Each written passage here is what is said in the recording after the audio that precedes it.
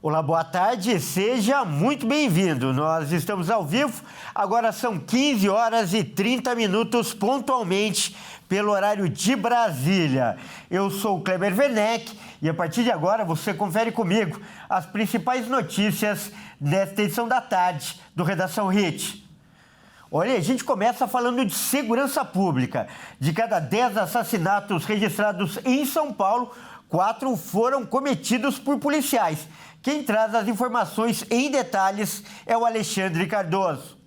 Segundo o 19º Anuário Brasileiro de Segurança Pública, a cada 10 assassinatos registrados na cidade de São Paulo, 4 foram cometidos por policiais militares ou civis em 2024. Na capital, 357 pessoas foram mortas pela polícia no ano passado, o equivalente a 40% das 937 mortes violentas registradas.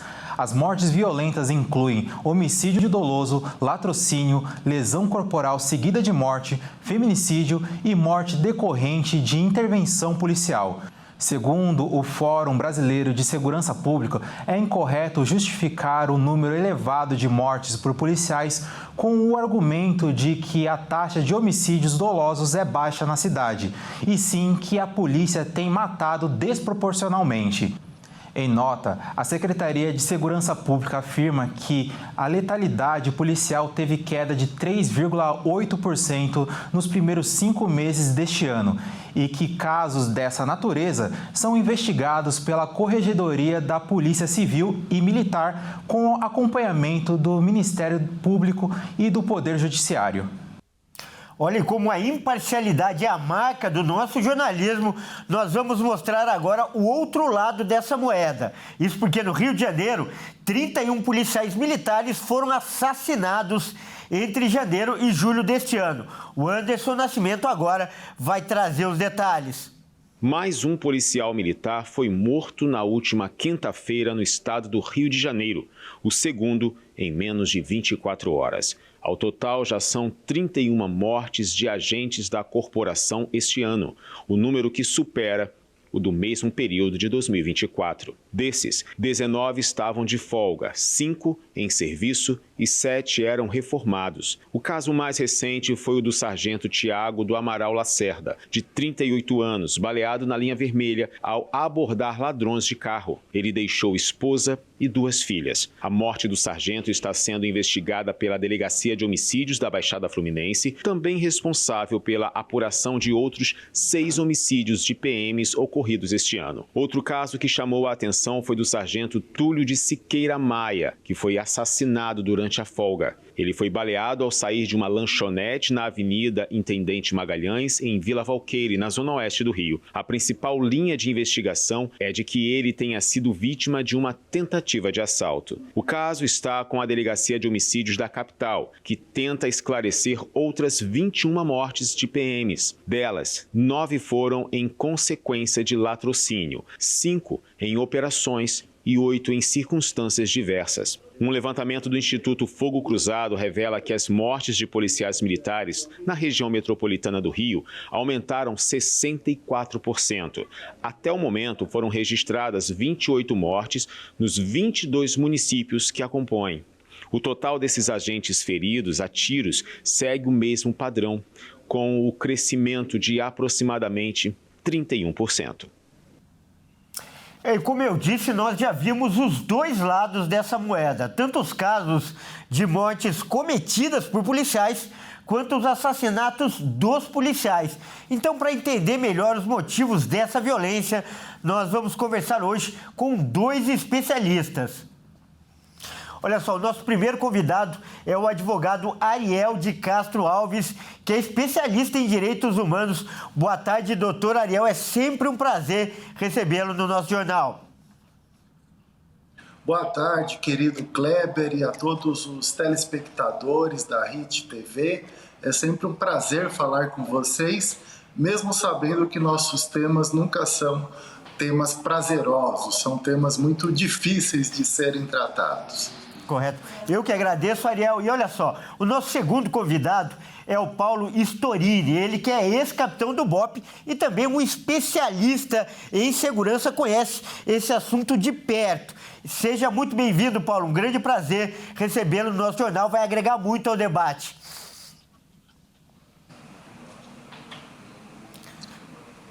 Correto. Kleber, boa tarde, doutor. Boa tarde. Tivemos um pequeno problema, né? Uma falha na comunicação com o Paulo, mas a gente já vai tentar restabelecer. Então, eu vou começar conversando com o Ariel, nosso convidado, sobre as mortes, né, que foram cometidas pelos policiais. A gente vê aí na reportagem 40% dos assassinatos em São Paulo cometidos por policiais. Qual é a sua avaliação em relação a esse dado, Ariel? Sim, Kleber, nós nunca chegamos a esse patamar em São Paulo.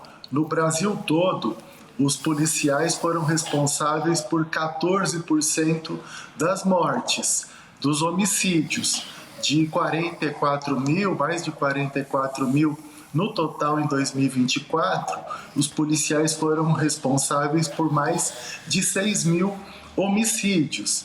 Já aqui em São Paulo, nós tivemos mais de 800 mortes atribuídas a policiais, principalmente militares. Nos países de primeiro mundo, nós não temos nem 1% das mortes atribuídas aos policiais, como nos países europeus.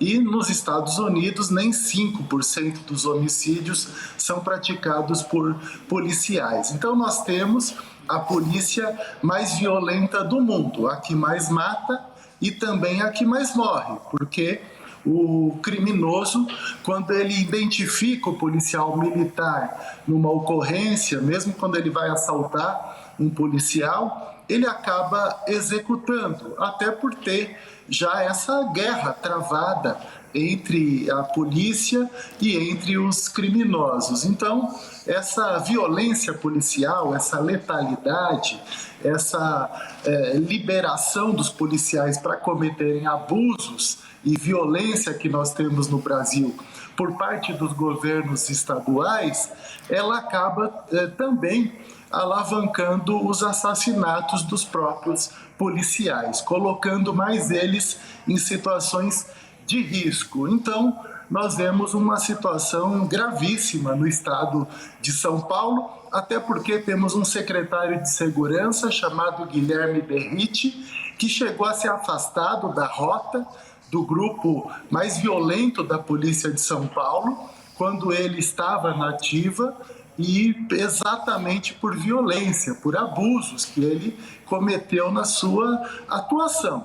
E ele sempre defendeu que o bom policial tem que matar. Isso são declarações dele antes, inclusive, de estar no cargo. E em todo momento, ele está sempre a favor da violência, da letalidade policial, assim como sempre foi contra o uso das câmeras corporais. O próprio governador Tarcísio de Freitas sempre se manifestou contra as câmeras, acabou voltando atrás porque estava ficando muito feio para ele, na opinião pública, estar incentivando a violência policial. Então, nós tivemos declarações do próprio governador quando da operação na Baixada Santista, que foi o que alavancou esse enorme número de mortes. Quando as entidades entraram com denúncias na ONU, ele disse que poderiam procurar a Liga da Justiça, a ONU, o raio que o parta, que ele não estava nem aí. Então, o grande responsável pela violência policial em São Paulo chama-se Tarcísio de Freitas e, junto dele, o secretário Guilherme Derrite. Então, é inaceitável essa situação, esse aumento de 60% da letalidade policial no estado de São Paulo. E Paulo, agora eu pergunto para você que conhece a realidade das ruas, né? Já esteve lá, já viu de perto. Como você avalia esse número? Tanto, né, as mortes cometidas por policiais, a gente viu aí 40% em São Paulo, mas, por outro lado, o grande número de policiais que acabam morrendo, inclusive em horário de folga. Eu queria, por favor, a sua avaliação, o seu entendimento sobre esse assunto. Antes de mais nada, deixar bem claro que, além de ter sido um capitão veterano do Batalhão de Operações Especiais da Polícia Militar do Rio de Janeiro, acompanho segurança pública há 42 anos, eu também sou antropólogo, tá, já há bastante tempo, promovo pesquisas no campo da cultura organizacional, mas também no campo policial. Tá? Em primeiro lugar, eu não estou aqui para fazer defesa de uma autoridade A, B ou C e nem atacar nenhuma autoridade, nem imputar essas autoridades também responsabilidade por que falaram ou que não falaram e alguém disse que falaram. Tá? Já que São Paulo foi citado aqui, eu vou falar de São Paulo, mas vou falar também do Rio de Janeiro e do Brasil de uma forma geral. Eu vou lembrar que o próprio Anuário de Segurança Pública, ela indica São Paulo como o estado mais seguro da federação. A despeito de tudo aquilo que foi apresentado pelo doutor Ariel, é um estado com as suas instituições policiais que conseguiram, né, transformar São Paulo no estado mais seguro da federação. O segundo vem Santa Catarina, tá? O terceiro Distrito Federal. Tá? Os 3 piores estados, na verdade, por os indicadores, nós estamos falando de Amapá, que já vem liderando esse processo há bastante tempo. Nós estamos falando de Bahia e agora surgiu o Ceará. E já que o doutor Ariel citou um estado especificamente em razão de um governador mais conservador, os 3 estados mais seguros, pelo menos os 2 primeiros, são de governadores cujos partidos defendem uma certa dureza no enfrentamento à criminalidade. E os 3 mais violentos são exatamente o contrário, aqueles que adotam uma pauta de benevolência, condescendência, tolerância com a criminalidade. Por isso, talvez estejam amargando hoje os 3 piores, na verdade, as 3 piores posições dentro do indicado pelo Anuário de Segurança Pública, né? Vou utilizar até aqui a observação do doutor Ariel quando cita Estados Unidos, quando cita Europa como país do primeiro mundo.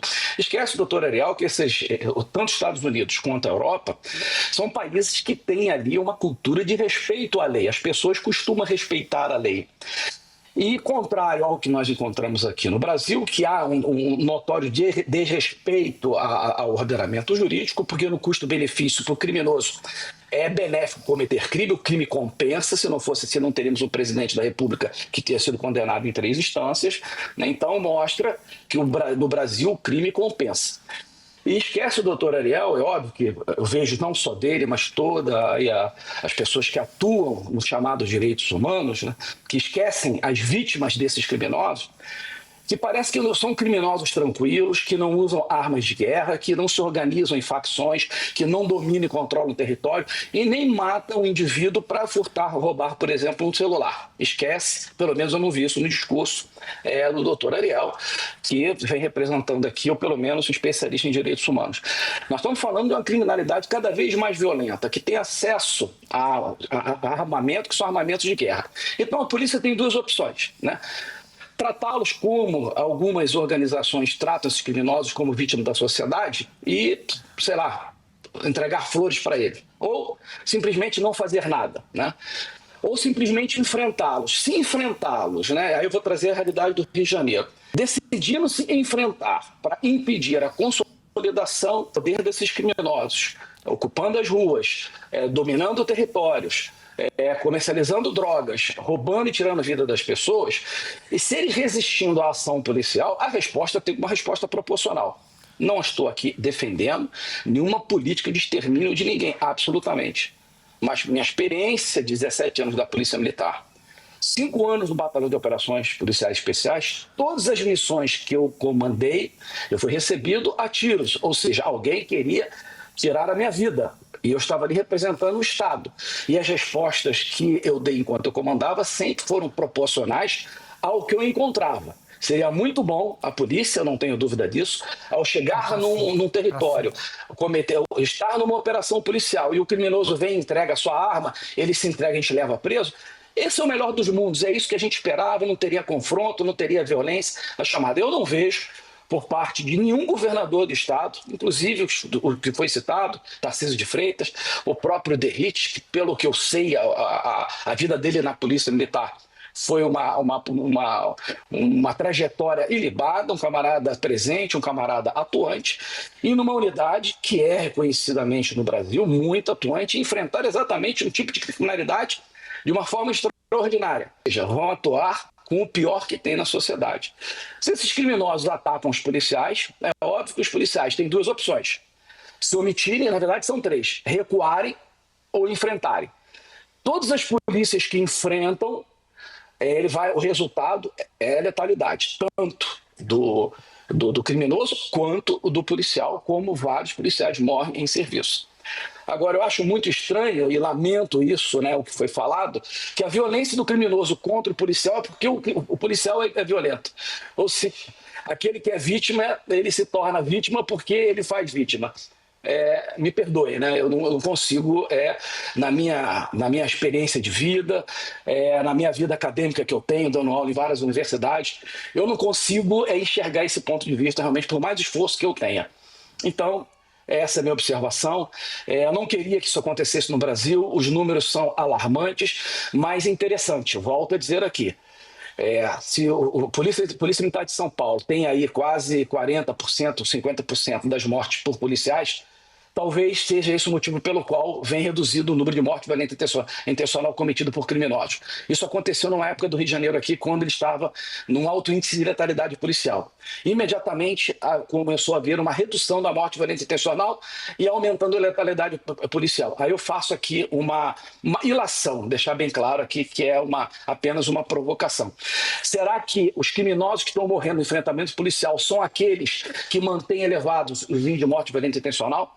Então, essa desproporção da polícia atuante faz com que o criminoso violento, que tira a vida das pessoas de bem, sendo resultado da ação policial, será que esses sendo retirados da vida cotidiana, não são eles responsáveis pelo aumento da morte violenta intencional? A polícia mais atuante não faz com que também os criminosos deixem de atuar? Então, só deixar aqui uma observação, mas simplesmente sem fundamento de dados estatísticos, apenas simplesmente uma possibilidade que poderia ser aprofundada mais adiante. Correto. E eu quero ressaltar, né, o caráter democrático desse bate-papo e o altíssimo nível de argumentação dos nossos dois convidados, o que acrescenta muito para o nosso telespectador. Agora, independente do envolvimento ou não de policiais, o número de mortes violentas diminuiu no país, isso segundo, né, o Anuário Brasileiro de Segurança Pública, e atingiu o menor patamar de 2012. Mas eu quero perguntar para vocês agora, a que se deve essa diminuição e se de fato, o que é mais importante para todo mundo, a pessoa que nos assiste na rua, no dia a dia, ela tem sentido essa melhora na segurança, essa queda de mortes violentas? Por favor, doutor Ariel. Claro que não, Kleber. Com todo respeito ao Paulo, nós devemos aí considerar que a redução dos homicídios em São Paulo e também no Rio de Janeiro se deve muito mais à existência de facções majoritárias e predominantes e de não existir guerra entre facções criminosas, no caso do Rio, o predomínio do Comando Vermelho, no caso de São Paulo, do PCC, do que propriamente a atuação policial. O próprio esclarecimento de homicídios no Brasil é muito baixo, em torno de 30% dos homicídios são esclarecidos. Então, a atuação policial propriamente não tem sido a principal responsável pela diminuição dos homicídios. Além disso, uma polícia eficiente não é aquela que mata, e sim aquela que previne crimes e esclarece. E as nossas polícias no Brasil, então, elas não são nada eficientes, porque elas não previnem crimes e elas também matam, executam pessoas e também não esclarecem os crimes. E nós temos mais homicídios no Ceará, na Bahia, em estados do Nordeste. Também quero criticar a Bahia, o Ceará, tiveram aumento da violência policial. A Bahia está entre os estados com mais violência policial no Brasil, então não há benevolência nenhuma com relação à violência policial no estado da Bahia. E são os estados aí mais violentos, e também nos últimos anos alguns da região norte, pela guerra de facções pelo controle do tráfico de drogas. Aliás, essas facções, o crime organizado, só existe em razão da corrupção policial. Se não tivesse corrupção policial nos presídios, nas ruas, nós não teríamos crime organizado. Além disso, nós temos o envolvimento de policiais com a segurança privada. Muitas vezes são policiais do alto escalão, oficiais, são delegados, não diretamente, mas como laranjas de empresas de segurança privada. Quer dizer, eles investem na insegurança pública e depois oferecem os seus serviços de segurança privada. Então, nós precisamos de uma reformulação completa das polícias no Brasil, da área de segurança pública. Essa PEC da segurança pública é importante para que o governo federal assuma maior protagonismo nessa área, e também agora a vinda das guardas municipais com poder de polícia, claro que também pode colaborar na sensação de segurança nos municípios, pela maior presença do policiamento ostensivo, mas precisamos que as câmeras corporais sejam adotadas também pelas guardas municipais, assim como todas as polícias militares no Brasil. Além disso, nós não estamos falando de confrontos, nós estamos falando também do estudante de medicina que foi executado pela Polícia de São Paulo, do trabalhador que correu para pegar ônibus e foi morto pelo racismo institucionalizado nas nossas polícias, e tantos outros casos de execuções que ocorrem de pessoas completamente inocentes, de trabalhadores. Dificilmente eu seria executado usando terno, mas um jovem negro pobre andando na periferia, a população da periferia pobre, ela não sabe se corre da polícia ou se corre dos bandidos. As pessoas vivem encurraladas por policiais, maus policiais muitas vezes, infelizmente, e por criminosos. Então essa é a situação da nossa população. Então, nós precisamos, a violência policial, a execução, um dia ela atinge o criminoso, outro dia o suspeito, mas qualquer um de nós fica sujeito a uma polícia descontrolada, uma polícia violenta.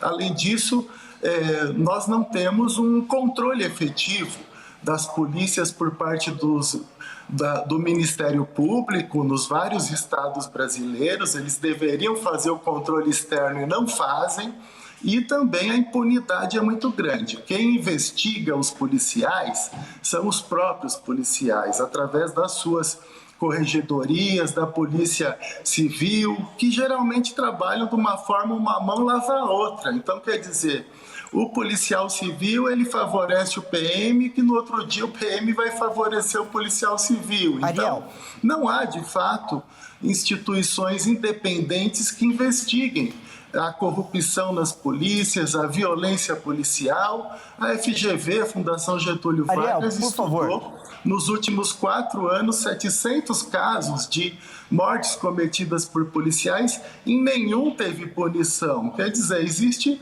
todo um corporativismo e uma impunidade que faz com que nós tenhamos esses altíssimos... Ariel, desculpa te interromper agora, a gente ouviu bastante, Ariel. Policial no Brasil. A gente ouviu bastante, mas como falta 4 minutos de programa, claro, a gente tem que ser justo e deixar também o Paulo falar, ele que apresenta argumentações muito plausíveis também. Por favor, Paulo, pode falar. Bom, primeiro dizer que eu concordo em parte com o doutor Ariel acabou de apresentar, mas eu preciso mostrar também aquilo que eu não concordo. Vou tentar aqui, de tudo que foi falado aqui, pontuar algumas coisas que eu acho muito importante. Primeiro que no Rio de Janeiro não tem, embora tenha um predomínio do Comando Vermelho aqui, mas os enfrentamentos existem com as outras duas facções criminosas e mais atividade criminal determinada como milícia. Então, muito das mortes violentas intencionais são produzidas por essa disputa por território, que nada mais é controle territorial de comunidades carentes, onde criminosos, quer sejam traficantes ou milicianos, exploram a comunidade local, cobrando taxas e cobrando ali serviços que são prestados por essas organizações que hoje, no caso do traficante, por exemplo, rende mais financeiramente do que a venda de drogas com um risco menor. Então, eu deixar bem claro sobre isso. Na fala do Dr. Ariel é muito interessante que ele imputa quase, na verdade, a totalidade da falha do sistema de justiça criminal, né, às instituições policiais. O problema de violência, o problema da criminalidade parece que é a ineficácia policial. E o doutor Ariel, em causa espécie, por ser um advogado militando em direitos humanos, esquece que existe um sistema.